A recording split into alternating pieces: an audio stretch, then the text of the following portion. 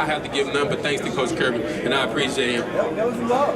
Yeah. He was showing you love. That's very good love now. So, let me ask you, some of these programs, and this is a college football wide question, we're getting rid of the spring game. I think back to your spring game, the G-Day game was a big sport. What do you think about teams not playing spring games? Do you see value as a player and just as a fan? I would say, obviously to each his own, but I feel like the spring day it's kind of like a 50-50. It gives the fans something to like come out and like see like the team that they like, and then it also gives a coach to see where his team may be at with like certain play calls, who he can play, who he feel ready, who he feel like need more work. And just honestly for us, it was just another day to compete, but in Sanford Stadium. So I feel like it's a plus, but some teams looking at it like, they might not want the kids to get injured because, it is live. And they may just be looking at like the longevity, considering that we got more games now. So they might not want to risk somebody getting hurt or somebody tweaking something when they can just kind of use it as like another practice or something, or something else. So okay, I'm gonna follow up. Now we're learning you were sandbagging us in all those Georgia interviews. You were staying in the team structure, not being as colorful or giving as you are here. But another thing that's happening here, when you were a guy that transferred, a lot of people are kind of trying to solve this portal or how you pay players. Would it be fair for schools to sign a guy to a contract and say, okay, look, we're going to sign you for 3 years at this amount. If you leave, you got to give some back? Would that be something that the guys would sign up for and say, all right, well, that's legit, or do you think that'd be hard to get done? Well, honestly, I just feel like the game of football is just changing, I feel like it'll be all about what the kid and the parent want, and the coach and the kid and the parent can come to an understanding. It may happen, it may not. I just feel like if everybody on the same page moving forward, then I feel like it could work. But if you got one person on this page, another person on that page, then it could be like some, nooks and crannies that you have to knock out. So I feel like it's possible, but will it happen? I don't know.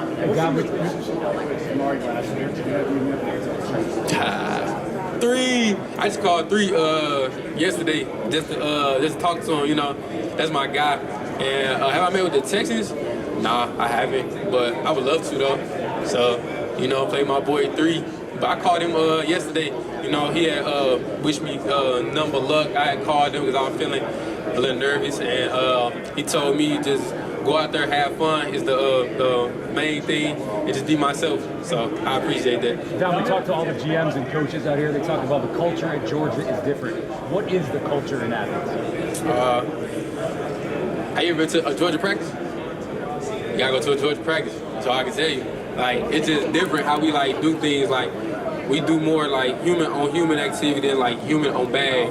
So like Bloody Tuesdays, we do more probably hidden than your average practice, which is why I say toughness is probably like our biggest component there.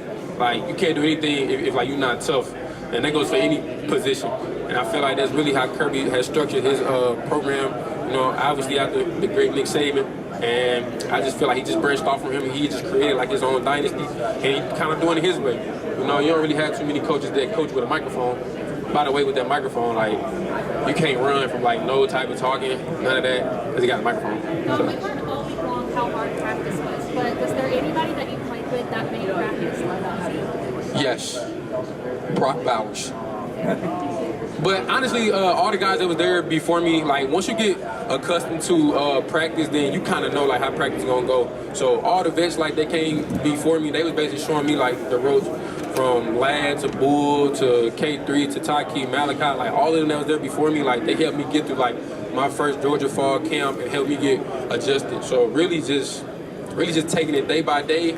And if you like do what the coach is telling you to do, nutrition staff telling you to do, you'll be just fine. What was about Brock Bowers that made it easy? I mean, and when you say he made it look easy or effortless, what was your Brock Bowers moment when you realized that this cat was different? We was doing conditioning, and like he was running and like throwing up at the same time, but like he just kept going.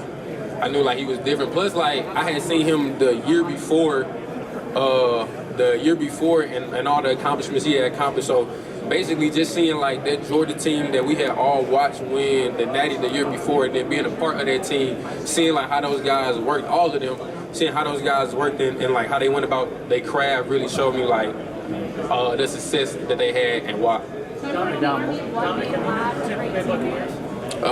No, sir. But I have talked to a coach that coached at Georgia, Coach Brian McClendon. I had talked to them, but I haven't met with them. Hey Dom, what was it like playing with?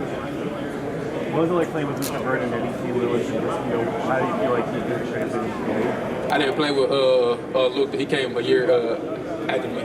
But you get the ball in his hands, he make anything happen. But I just feel like, he a great kid, great player, and whoever get him, they getting the stud. So shout out Luke.